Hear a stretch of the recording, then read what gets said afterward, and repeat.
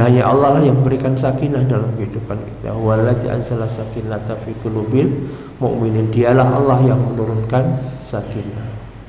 Dan itu diberikan kepada orang-orang yang beriman. Alladzina amanu wa lam yalbisu imanahum bidzulmin ulaika lahumul amn. Padanya al-amn, keamanan, ketenteraman. Dan tidak hanya itu, Allah berikan kepadanya petunjuk. Kemudian di majelis yang sederhana ini Allah menaungkan rahmat, cinta kasih sayang Allah yang istimewa yang diberikan kepada semua makhluknya.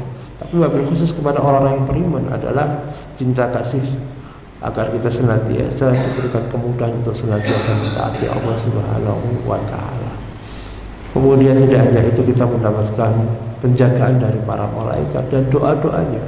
Allahumma ighfir lahu, Allahumma arhamhu, Allahumma tub alaih. 3 hal yang dimintakan para malaikat untuk kita yang duduk di majelis ini adalah agar Allah mengampuni dosa-dosa kita. Siapa yang tak punya salah, siapa yang tak pernah berbuat dosa, pasti pernah melakukannya. Dan tidak ada yang paling diinginkan orang yang pernah melakukan perbuatan dosa melainkan ampunan Allah. Kemudian para malaikat juga mendoakan agar kita betul-betul mendapatkan rahmatnya Allah Subhanahu wa taala, dan juga Allah menerima taubat kita, ya. Jamaah yang dirahmati Allah, Bapak Ibu yang dirahmati Allah, alhamdulillah kita akan bahas tentang al-mahabbah, ya. Mungkin waktunya tidak cukup panjang, jadi mungkin juga tidak sangat tuntas. Tapi saya ingin mengawali dari sebuah nasihat dari malaikat Jibril alaihissalam yang kemudian mendatangi Rasulullah sallallahu alaihi wasallam. Beliau mengatakan, "Ya Muhammad, isma syi'ta fa innaka mayyitun wa habiban ahbabta fa innaka mufarriquhu wa amal ma syi'ta fa innaka mulaqi." Tentu saja pesan ini juga diperuntukkan untuk kita semuanya. Peringatan dari malaikat Jibril alaihissalam, isma syi'ta fa innaka mayyitun. Hiduplah sesukamu. Mau jadi orang baik, mau jadi orang jahat, mau jadi manusia yang memberikan manfaat atau mendatangkan madarat, mau jadi orang yang senantiasa melakukan kebaikan di tengah-tengah masyarakat ataupun keluarganya, atau orang yang senantiasa melakukan keburukan dan kejelekan. Tapi ingat, kamu pasti akan mati, dan kematian itu akan menghentikan semua perilaku buruknya. Bukan sekedar menghentikan, tapi setiap perilaku buruk itu akan bertanggungjawab di hadapan Allah Subhanahu wa taala. Kullukum ra'in wa kullukum mas'ulun an ra'iyati. Setiap kalian adalah pemimpin, dan setiap kalian akan dimintai pertanggungjawaban atas kepemimpinannya. Ustaz, saya bukanlah ketua RT, saya nggak akan diminta pertanggungjawaban jadi ketua RT. Iya, jangan nggak diminta pertanggungjawaban jadi ketua RT, tapi jadi pertanggungjawaban jadi kepala keluarga. Gimana ngurus keluarganya? Ya Ustaz, saya nggak punya keluarga, saya nggak nikah. Gimana? Anda bertanggung jawab terhadap diri Anda sendiri. Tubuhnya digunakan untuk apa, hari-hari waktunya dihabiskan untuk apa, itu akan semua dimintai pertanggungjawaban oleh Allah Subhanahu wa taala. Apalagi seorang laki-laki sebagai kepala keluarga. Wa rajulu ra'in ala ahli baiti wa huwa mas'ulun an ra'iyati. Laki-laki juga akan dimintai pertanggungjawaban atas bagaimana mengurus keluarganya, dan dia pasti akan dimintai pertanggungjawaban oleh Allah Subhanahu wa taala. Ikhwatal iman, ya. Ini adalah peringatan yang sangat penting agar kita menggunakan hari-hari waktu yang Allah berikan kepada kita sebaik-baiknya, secermat mungkin, semaksimal mungkin. Umur kita ini tidak lama, Pak, ya. Yang usia 40 itu lonceng kematian ini sudah berbunyi sekali, itu kata Imam Al-Qurtubi. Kalau udah 50 berarti lonceng kematiannya sudah bunyi 2 kali, peringatannya sudah muncul 2 kali. Nggak usah aneh-aneh deh, udah 50 tahun ke atas ya. Masih nggak mandek, masih ya na'udzubillah min dzalik, ya. Usia 60 apalagi ya, lonceng kematiannya udah bunyi 3 kali. Maka sekali lagi, kematian ini juga tidak mengenal deret ukur ataupun deret hitung. Tidak selalu yang tua duluan, yang muda belakangan juga banyak, entah karena kecelakaan, entah karena sakit, penyakit yang dideritanya, entah karena bencana alam. Maka sekali lagi perhatikan pilihan hidup kita. Kita mau ngapain? Ya, karena apa? Itu akan menentukan bagaimana kualitas hidup kita di kehidupan akhir. Ya, kerasa Pak ya kalau usia-usia kita 50 tahun ini bangun tidur jam 12:30, ya perasaan baru saat kedip mata, tahu udah 1 jam kemudian setengah 2 gitu. Kerasa banget kalau jenengannya. Biasa kalau sudah usia di atas 50 biasanya terjaganya nggak cuma sekali, 2 tahun masih 12:30 gitu.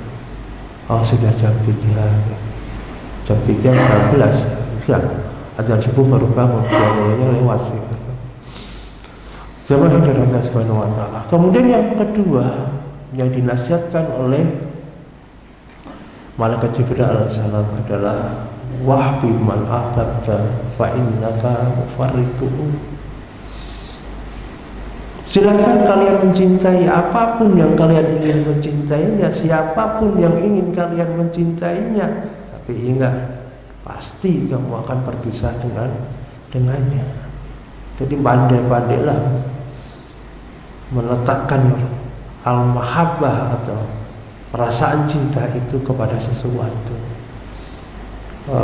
Syekh Abdullah Nasir Al-Ulwan menyebutkan cinta itu ada 3 tingkatan.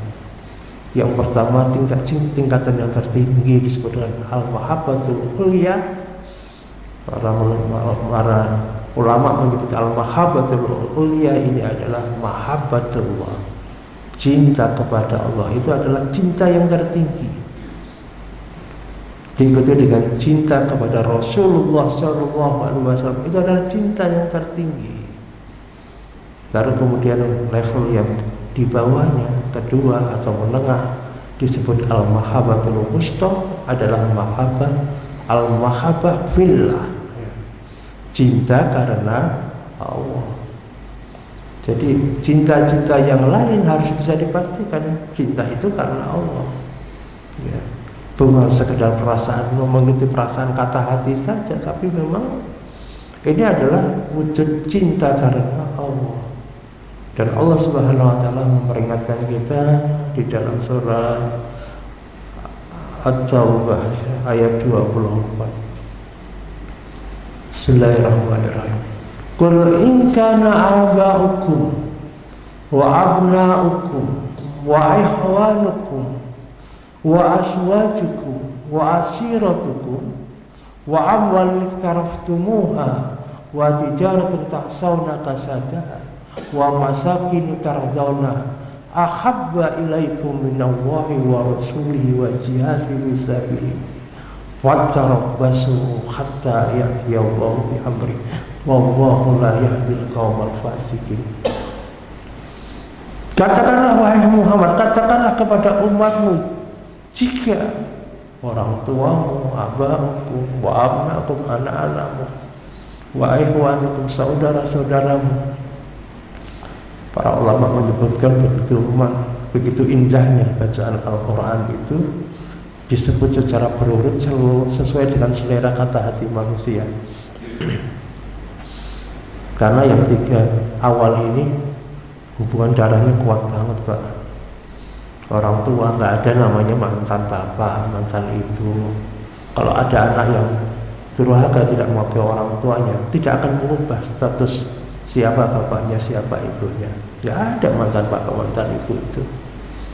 Pun tidak ada namanya mantan anak. Seberapapun kita kecewa kepada anak kita, seberapapun kita marah kepada anak kita, seberapapun kita merasa anak kita tidak sebagaimana yang kita harapkan, tidak ada yang namanya mantan anak. Ya. Kemudian yang ketiga adalah saudara. Nggak ada namanya mantan kakak, mantan adik. Ya. Jadi kan hubungannya kuat sekali tiga ini. Ya. Maka kalau orang tua itu kepada anak itu pandangannya pandangan rahmat, Pak. Ya. Mungkin para orang tua ada yang diuji dengan anak-anaknya, pernah kecewa dengan anak-anaknya, tapi pandangan rahmatnya itu mengubah. Piye meneh iki anakku. Bagaimanapun ini adalah anakku yang harus aku jaga, aku rawat, dan aku harus bertanggung jawabkan di hadapan Allah bagaimana aku mendidik anakku. Padahal pandangan rahmat, maafnya lebih besar. Beda sama anak kepada orang tua, itu pandangannya pandangan kewajiban, beban. Ya, Allah pilihkan dia menjadi bapakku, Allah pilihkan dia menjadi ibuku, ya. Terus dia meneh, bukan dia meneh ya. Memang harusnya seorang anak itu dia bukan lahir dari batu. Ibunya yang melahirkan dengan bertaruh nyawa, kemudian 2 tahun menyusuinya, membimbingnya, ya. Dia bisa berkata-kata, kemudian dia juga bisa berinteraksi dengan lingkungan. Itu adalah ibunya. Bapaknya lah juga yang kemudian menjual sawahnya di kampung, menjual kerbaunya, ternaknya. Untuk apa? Untuk mendanai anaknya. Kalau seorang anak itu memperhatikan seperti ini, jangan sampai anak itu menjadi musuh. Allah peringatkan, ya ayyuhalladzina amanu inna min azwajikum wa auladikum aduwwun lakum wahdharuhum wa in tahu wa tasfahu wa takbir. Jadi ada di antara istri dan anak-anak itu berpotensi menjadi musuh. Maka seorang laki-laki harus waspada terhadap pasangan hidupnya, terhadap anaknya, ya. Karena akan ada potensi menjadi musuh. Tapi kalau kemudian diuji dengan anaknya karena kelalaian dia, kan nggak mungkin tiba-tiba anak menjadi buruk, istri menjadi nusus. Mesti ada peran orang tuh, peran laki-laki sebagai suaminya atau ayahnya, entah seberapa, pasti ada perannya. Maka wa intahu wa tasfahu wa takfir, maafkanlah dia, ya.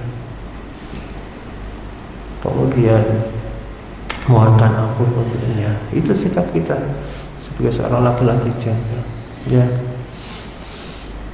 Ini peringatan dari Allah Subhanahu wa taala. Kemudian yang berikutnya baru wa azwajukum wa ashiratukum, ya. Ya. Cinta kepada istri dan kerabat. Istri karena memang ada orang yang dalam perjalanan rumah tangganya diuji dengan masalah dan kemudian harus berakhir dengan perpisahan, Pak. Ya, dalam 1 bulan ini ada kawan kami yang akhirnya harus berpisah dari istrinya. Istri meneh tidak bisa didandani, gitu. Saya awalnya berusaha memediasi, Mas, kok ya dipikir panjang, antum sudah punya anak, gitu loh. Akhirnya dia nangis. Saya tidak bisa bertahankan lagi, Pak. Saya tidak bisa bertahan lagi, Pak Ustaz. Karena apa? Karena dia sudah selingkuh, dan ini bukan yang pertama. Saya merasa terinjak-injak harga diri saya. Apalagi yang terakhir selingkuhnya sama teman saya. Terbuka, saya kaget. Maaf ya Mas ya, saya jadi masa antum harus bercerita seperti ini. Enggak apa-apa Ustaz. Memang saya harus bercerita supaya antum juga memahami posisi dan situasi saya. Ya, jaga baik istri dan anak-anak kita ini. Ya, istrinya juga mencoba mencari pembenaran karena saya jarang disentuh lah, karena saya kurang dapat perhatian lah, apapun. Masalahnya bukan yang sekali. Gitu. Ya, akhirnya korbannya juga teman saya yang lain. Gitu. Ya korban apa? Ngambil kesempatan gitu. Fitnah wanita, Pak, ya. Jangan dikira orang-orang umum aja yang dapat fitnah wanita, ya. Ustadz yang terfitnah wanita juga ada, Pak. Ya, beberapa waktu yang lalu itu saya ngobrol sama seorang ustadz dalam perjalanan kami. Beliau cerita, saya lagi nangani seorang ustadz. Ini akhir tahun, waktunya laporan pertanggungjawaban kepada yayasan. Tahunya uangnya 80 juta nggak ada. Ternyata uang 80 juta itu dipakai oleh oknum ustaz itu. Bagaimana ceritanya mas, kok sampai antum pakai uang sampai 80 juta itu? Saya kenal dengan seorang perempuan ustaz di sosial media, dipeloroti sama perempuan ini, jatuh hati kan sama perempuan ini, dipeloroti pak, dikit-dikit nggak sampai 1 tahun 80 juta. Terus yang terakhir perempuan itu minta dinikahi, dia bingung ya. Selama ini kalau minta apa dalil-dalil, mau nikah duit dari mana ya. Kita tahulah gaji ustaz, mohon maaf bukan meremehkan, tapi memang rata-rata kan kemampuan yayasan atau pesantren memberikan gaji pada ustaz kan paling UMR lah gitu. Apalagi ustaz muda kan gitu. Bingung gimana, disuruh melamar nggak ada uang. Di sisi yang lain yayasan di akhir tahun minta pertanggungjawabannya, nggak bisa apa-apa. Ya sudah, ini tanggung jawab. Kamu terima konsekuensi ini, resiko ini. Pertama, kamu harus mengembalikan uang itu. Kedua, ya, kalau kamu cukup gentle ngomong apa adanya, mohon maaf saya tidak bisa menikahi kamu untuk tahun ini. Buat kita putus saja dulu. Ya. Lagian ustaz pacaran gitu loh, untuk bilang gitu loh. Ya. Bina harta juga Pak ya. Maka dalam kitab Jamil Ulum wal Hikam, Imam Ibnu Rajab Al-Hambali itu di bab pertama ya tentang niat ya, beliau menukil pernyataan dari Imam Ahmad rahimahullah ta'ala, usulul Islam fi salasatil ahadits ya, pokok besar Islam itu atau bagan besar Islam itu ada bertumbuh pada 3 hadis. Yang pertama hadis innamal a'malu binniyat wa innamal likulli imrin ma nawa. Hadis dari sahabat Umar bin Khattab radhiyallahu anhu. Amal itu tergantung pada niatnya dan orang akan mendapatkan dari apa yang dia niatkan. Kemudian yang kedua adalah man ahtasa fi amrina hadza ma laysa minhu fa huwa raddun. Jadi barang siapa yang mengadakan satu perkara yang Rasulullah tidak ada padanya dari urusan itu, maka amal itu tertolak. Itu hadis dari Ibunda Aisyah radhiyallahu anha. Kemudian yang ketiga adalah al-halal bayyin wal haram bayyin. Yang halal jelas dan yang haram jelas. Maka guru kita Auyalham Sadar Sumarokomiyawan itu menyampaikan akar masalah rumah tangga itu 3. Pertama, niat yang tidak lurus. Yang kedua, ada pelanggaran syariat. Yang ketiga adalah muasarah yang tidak ma'ruf. Biasanya mutar-mutarnya di 3 hal itu Pak. Jadi kalau mau coba jadi konsultan keluarga, ada yang curhat sama jenengan, jangan cek di situ. Mesti ketemu salah satunya. Apakah niatnya yang nggak lurus? Pernah ada suami istri datang menemui saya, anaknya masih kecil, menikah baru 6 tahun ya. Suaminya dosen ya. Istrinya konten kreator. Itu mereka sudah hampir bercerai ya, melakukan masalah rumah tangganya. Saya tanya, gimana dulu perjalanan kalian menuju pernikahan? Misalnya mereka selisih terpaut sekitar 10 tahun. Gini Ustaz, saya istrinya ngomong, gini Ustaz, saya itu pengennya setelah lulus sekolah langsung nikah, pengen segera keluar dari rumah.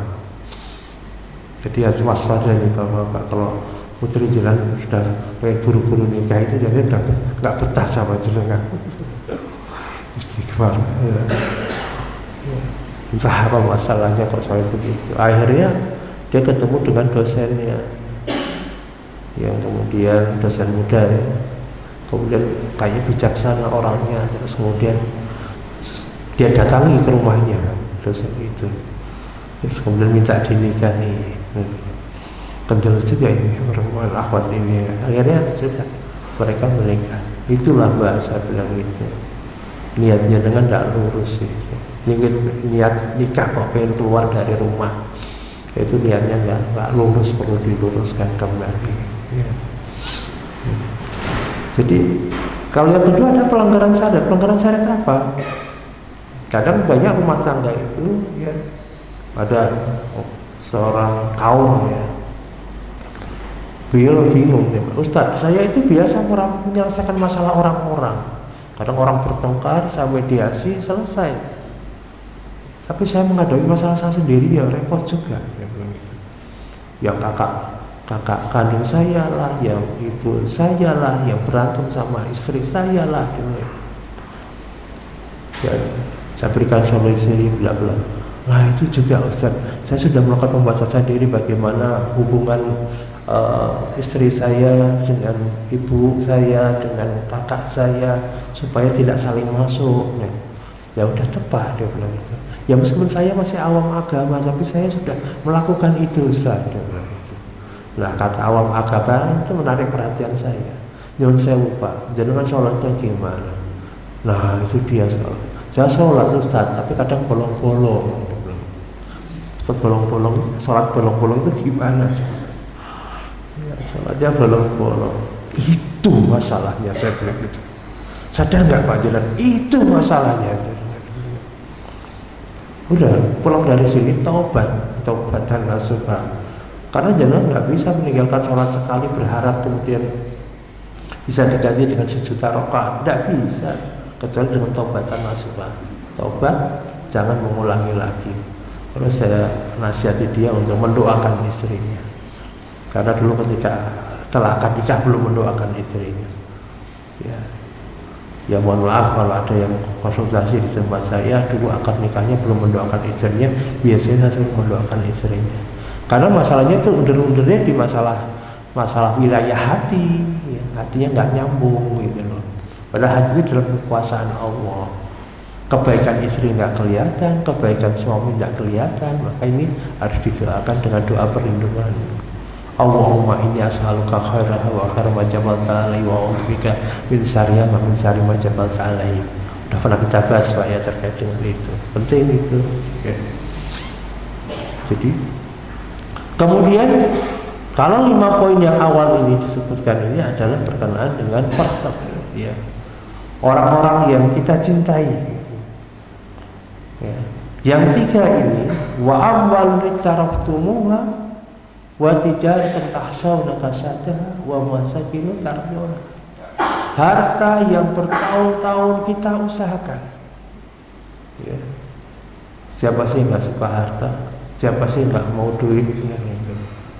Tapi pastikan, ya, kecintaan kita kepada harta itu adalah fillah, karena Allah.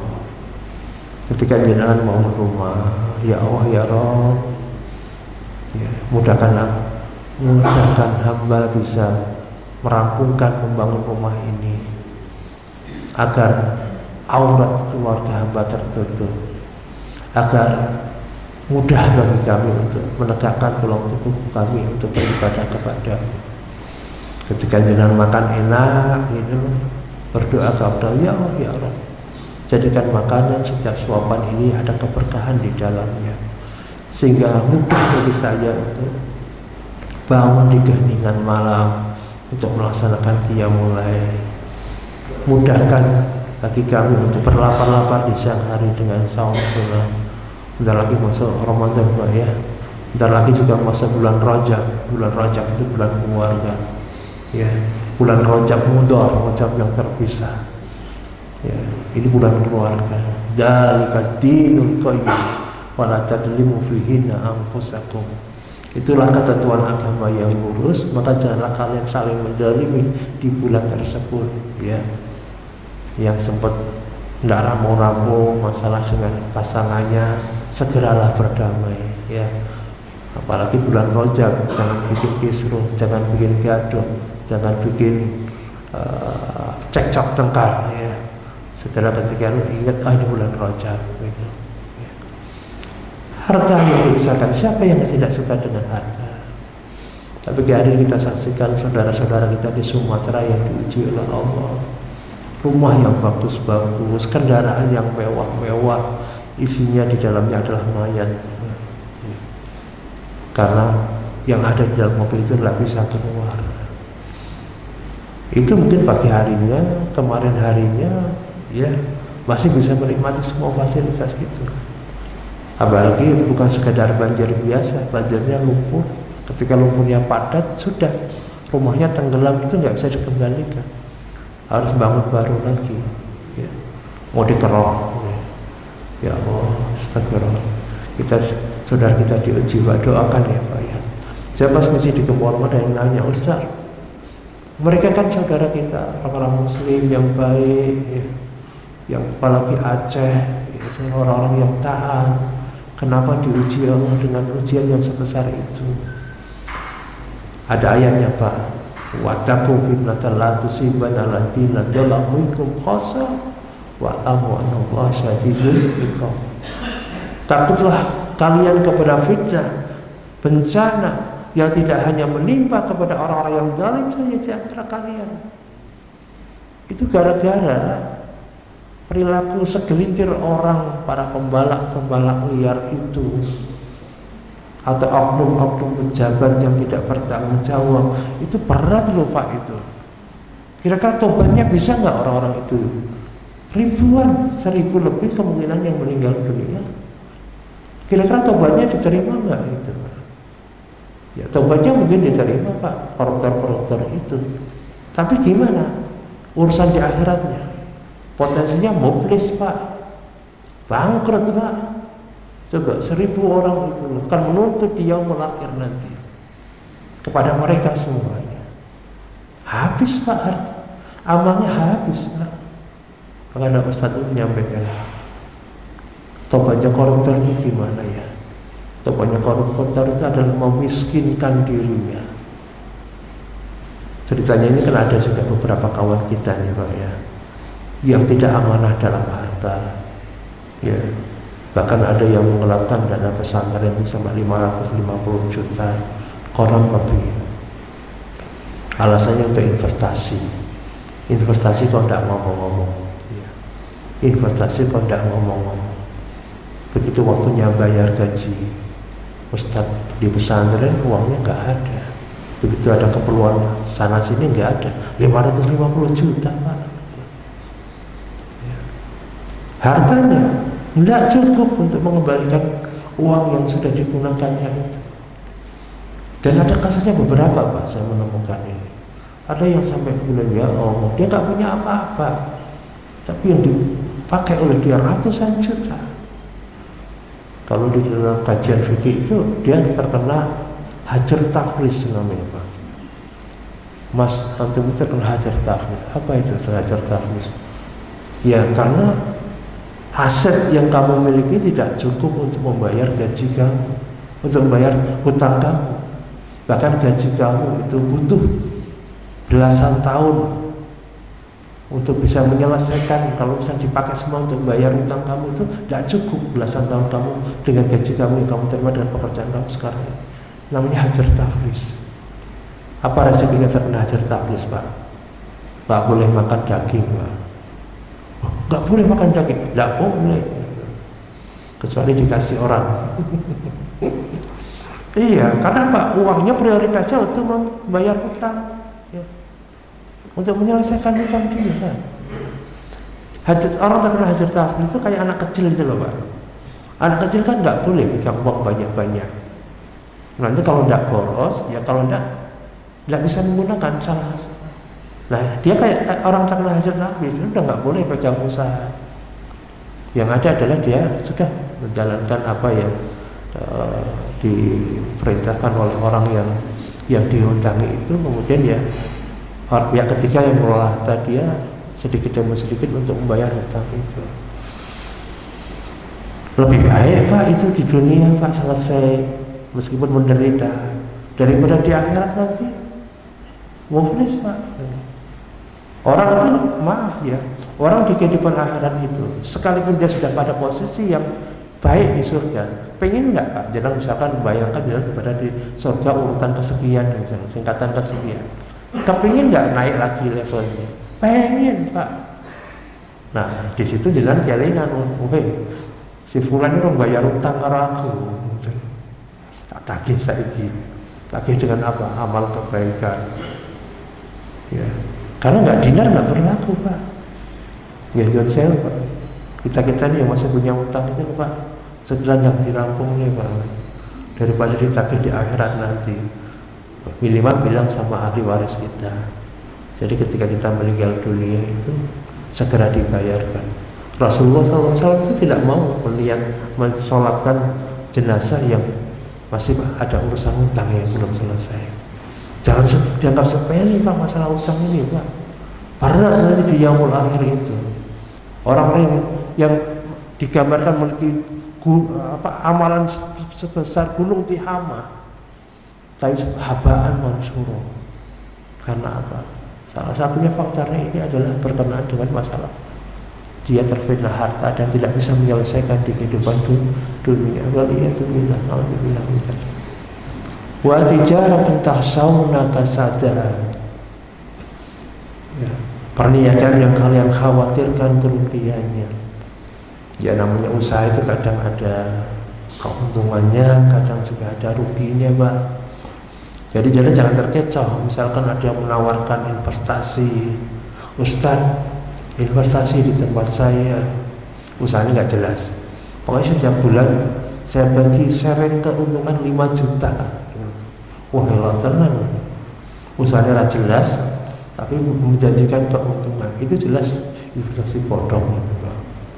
Yang namanya investasi itu usahanya harus jelas. Dia bisa presentasikan seperti apa potensi keuntungan dan kerugiannya. Dan maaf, beberapa korbannya ustadz juga gitu loh. Karena yang menipu ustadz juga gitu loh. Oknum ya.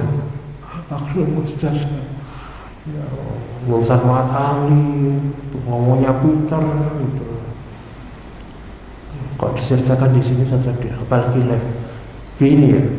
Kalau terkait dengan, saya juga nggak menyebut nama ya. Tapi gini loh, yang namanya dosa seperti ini termasuk aib yang boleh disebarkan. Supaya apa? Supaya nggak makan korban berikutnya, gitu loh. Ya, bukan ya apa namanya? Karena dulu pernah melakukan juga Pak. Akhirnya terulang lagi, korbannya tambah banyak lagi. Gitu. Nah. Kemudian wa masakin tardaunaha, rumah yang kalian ridho, bangga dengannya. Iya. Kita rumah tangga tentunya semuanya punya rumah yang kemudian kita tinggali, itu menjadi istana bagi kita, tempat kita kembali setelah aktivitas di luar rumah. Ya, tempat yang paling disebut dengan maskan kan itu, tempat kita menemukan sakinah, tempat yang kita rindukan, itu rumah Pak. Atau fitrah seseorang itu ya dia punya rumah yang dia nyaman bertempat tinggal di dalam. Tapi jangan sampai karena itu kita jadi nggak nyampur sama tetangga, kita nggak mau berinteraksi dengan dunia luar, kemudian kita angker rumah jadi di rumah. Ya, boleh cerita dikit ya. Saya ini meskipun begini nih, saya itu anak saudagar Pak. Mas apa? Cucunya saudagar. Mbak saya itu tinggal di kampung namanya Balun Saudagaran di Cepu sana Pak. Jadi ada kampung namanya Balun Saudagaran, karena di situ tempatnya para saudagar. Beberapa rumah yang masih ada itu rumahnya bangunannya kayak rumah lontong, ya, bangunan kayak rumah Belanda gitu. Ya. Saya ingat mbak saya itu punya rumah cukup banyak di Balun Serikaton Gang 4 dan Gang 5, 2 gang Pak, hampir 1 RT. Sampai disebut dengan Kampung Sewan. Saya bangga, ya sekedar kebanggaan saja Pak. Tapi perlu dengan ketahui, abah saya, ya alhamdulillah abah saya itu anak-anaknya sudah dibagi semua rumahnya, dapat semuanya. Anaknya sekitar 10 itu dapat rumah semuanya, termasuk abah saya dapat 3 rumah untuk ditinggali. Tapi sepanjang hidup abah saya nggak pernah tinggal di 3 rumah yang diberikan kepada abah saya. Dikontrak ya, sampai hari ini abah saya udah nggak ada, ini mau saya jual. Kalau udah bilang sama abah sebelum meninggal, bah rumah mau saya jual, biar manfaat saya sudah di Solo, adik di Gresik, ya sudah biar manfaat, biar nggak kayak abah ditinggali rumah nggak manfaat, cuma dipakai orang lain. Habis itu Pak. Siapa bilang ada namanya kekayaan yang bisa diwariskan 7 turunan? Saya ngontrak 10 tahun di Solo, Pak, meskipun punya rumah gitu, dicepu tapi kan gitu. Apa yang bisa banggakan dari rumah itu? Rumah ya begitu. Orang tua mungkin punya pikiran, punya rumah sekian banyak, ini anak-anak masing-masing dibagi satu. Itu rencana manusia. Perjalanannya nggak selalu seperti itu. Nah, ahabba ilaikum minallahi wa rasuli wa jihadi fisabilillah fatarabbasu hatta ya'tiyallahi bi amri. Jika itu semuanya, orang tua, anak, saudara, istri, suami, ya, kerabat, harta, perniagaan, rumah, itu lebih kalian cintai daripada Allah dan Rasulnya. Fatarabbasu hatta ya'tiyallahi bi amri. Tunggu tanggal mainnya sampai Allah menetapkan keputusannya. Ada ancamannya, Pak, ternyata kalau kita mencintai mereka semuanya, itu semuanya secara berlebihan. Apalagi ancamannya ini nggak definitif. Beda pada ayat yang lain, waman a'radu an dzikri fa innahu lahu ma'isatan dhanka wa nahsyuru yaumal qiyamati a'ma. Kan itu kan definitif, Pak. Barang siapa yang berpaling dari peringatanku, maka akan aku jadikan kehidupan dia sempit. Kehidupan sempit itu kayak gimana, Pak? Ya, hidup susah terus, kayak apes terus. Motor keluar masuk bengkel, kebanan di jalan, masuk comberan, dipalak preman, ditiup bencong, terlilit hutang. Kan apa sebelumnya? Itu kehidupan sempit. Kan jelas itu definitif. Dan di kehidupan akhirat nanti dikumpulkan dalam keadaan buta. Itu orang yang berpaling dari peringatan Allah. Ayat yang lain, falamma nasu ma tukiru bihi fatahna alaihim abwaaba kulli syai' hatta idza farihu bima utu akhadnahum baghtatan fa idza hum mublisun. Ya. Begitupun dengan, ya, ketika mereka melupakan peringatan Allah Subhanahu wa taala, justru Allah bukakan pintu-pintu kesenangan untuk mereka. Dan ketika mereka bergembira dengan semua kesenangan-kesenangan yang Allah berikan kepadanya, maka Allah akan hukum mereka secara tiba-tiba. Orang Jawa bilang dilulu, Rasul menyebut dengan istidraj. Kemarin kami juga sedang mengurusi, Pak, ada seorang ikhwan menggelapkan dana perusahaan. Bayangkan, Pak, nilainya fantastis, miliar, Pak, masalahnya. Cuma kasir, Pak, ya. Kasir, kerjaannya kasir, menggelapkan dana perusahaan miliar. Gimana coba menyelesaikannya itu? Dia tadi tidak pernah hajar tablis. Itu karena apa, Pak? Saya mencoba telisik kenapa? Karena dia ingin menunjukkan kepada orang tuanya bahwa dia menjadi anak yang bisa dibanggakan karena dia anak tunggal. Di situ, meskipun dari ibu kandungnya itu dia anak tunggal, sementara dari pernikahan bapaknya yang sebelumnya punya beberapa saudari. Dia ingin membuktikan kepada orang tuanya bahwa saya bisa berhasil. Sampai kemudian mengeluarkan sebesar itu. Kami cuma menasihatkan kepada beliau, ya, gini, Pak, juga ada harapan juga. Ketika ini disebut sebagai hutang, yakinlah orang itu yang berniat membayar hutang itu akan ditolong Allah, Pak. Ya, saya juga kabar gembira buat jenengan yang punya hutang. Janji Allah itu, orang itu yang berhutang tapi niat bayar hutang ditolong Allah, Pak. Maka angka 1 miliar itu bukan angka besar ketika pertolongan Allah datang. Masalahnya itu, Pak, ketika jenengan hutang nggak niat bayar gitu loh masalahnya. Gimana mau ditolong Allah gitu? Saya kata nggak niat bayar itu gimana? Jenengan udah akhir tahun dapat bonus dari kantor, ya. Terus kemudian waktunya bayar waktunya ada tagihan datang, Mas nanti dulu ya Mas ya, mau tak pakai dulu uangnya ada tapi nggak buat bayar. Gimana mau ditolong ngomong gitu. Jadi komitmen aja, kesepakatan awalnya bagaimana. Kembali kepada tadi fattarabasu, ya. Jangan sampai kalau tadi istirahat itu ya Allah ketika dihukum betul-betul sudah nggak berkutik, ya. Kembali kepada yang tadi fattarabasu, tunggu apa yang akan ditimpakan pada orang-orang yang seperti ini. Maka ini peringatan bagi kita semua. Wallahu la yahdil qaumal fasiqin. Dan Allah tidak memberikan petunjuk kepada orang-orang yang fasik.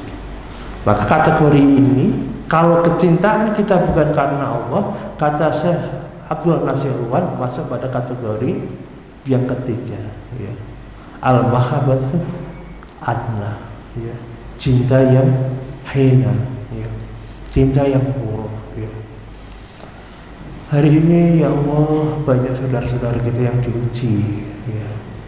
Diuji dengan fitnah harta, fitnah wanita yang tidak kuat, tidak tahu ya apa sebegitu bertubi-tubinya fitnah itu, sehingga ada saudara-saudara kita yang pernah ada ketemu suami istri datang menemui saya, istrinya kayak udah nyerah, dia bilang itu, Ustaz tolong bilangin suami saya ini, dia bilang itu. Nah kenapa tahu?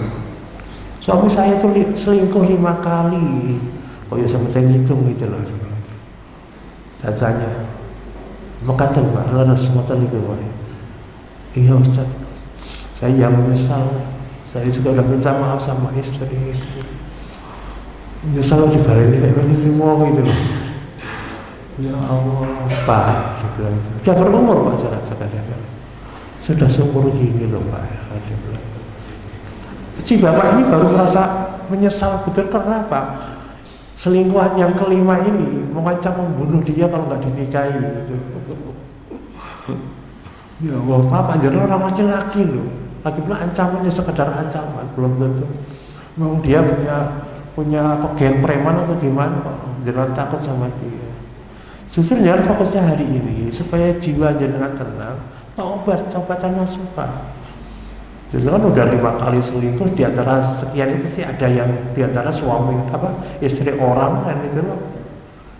Ya, maksudnya jelas sudah berkeluarga, namanya zinanya muhsan.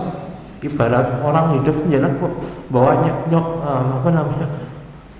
bawa nyawa balen loh. Saya urip saya beneran gitu loh. Mati ya insya Allah syahid kalau memang jenengan membela kehormatan diri, astagfirullah, jadi ke situ. Ya artinya sudahlah Pak, fokus jelas sekarang taubatan suka gitu. Jelas betul loh, punya istri setia menemani jenengan sampai usia segini meskipun nggak punya keturunan, itu. Ya Allah, ini fitnah Pak ya. Kita hidup di zaman fitnah. Maka di antara doa yang penting kita lazimi adalah Allahumma inni a'udzubika minal fitan ma dhahara minha wa ma batan. Buat melazimi doa itu Pak? Belum Bu? Sudah melazimi doa itu belum? Ada yang belum hafal? Ayo nanti bisa dicek lagi, tapi kita bareng-bareng dulu. Allahumma inni as'aluka minal fitan ma dhahara minha wa ma batan. Allahumma inni as'aluka minal fitan ma dhahara minha wa ma batan. Bareng-bareng. Allahumma inni as'aluka minal fitan ma dhahara minha wa ma batan. Ini doa perlindungan kita di zaman ini Pak, zaman fitnah, agar Allah jaga kita dari fitnah, baik yang nampak maupun yang tidak nampak ya. Ya kalau kita terlalu berani kalau menjalani hari-hari tidak berbekal doa ini, mohon perlindungan kepada Allah, karena fitnahnya itu luar biasa. Masuk rumah dengan sangat senyap, ya di antara lewat gadget seperti ini. Banyak korban sudah berjatuhan. Kita tidak berharap orang-orang ngaji yang sudah kenal ilmu sampai kemudian jatuh karena fitnah seperti ini. Ya termasuk keluarga kita, anak-anak kita. Banyak di antara ada ikhwan-ikhwan kita yang harus berderai air mata ketika mendapati anaknya terkena fitnah itu, ya, kita hanya berharap pertolongan Allah Subhanahu wa taala. Baik, namanya sudah memasuki hampir masuk waktu surga atau belum ini? Ya sudah 1 jam sih ya. Kayak udah letak-letik juga di belakang itu. Ya, baik, kurang lebihnya mohon maaf dan saya beristighfar kepada Allah. Semoga yang sedikit yang disampaikan ini bisa menjadi bahan renungan untuk kita semuanya, ya, menjadi perhatian untuk kita semuanya agar cinta kita kepada orang tua kita, pasangan hidup kita, keluarga kita, dan cinta kita kepada apa yang Allah amanahkan kepada kita ini tidak melampaui kecintaan kita kepada Allah dan Rasulnya. Barakallahu fikum. Subhanallahi wa bihamdihi. Assalamualaikum.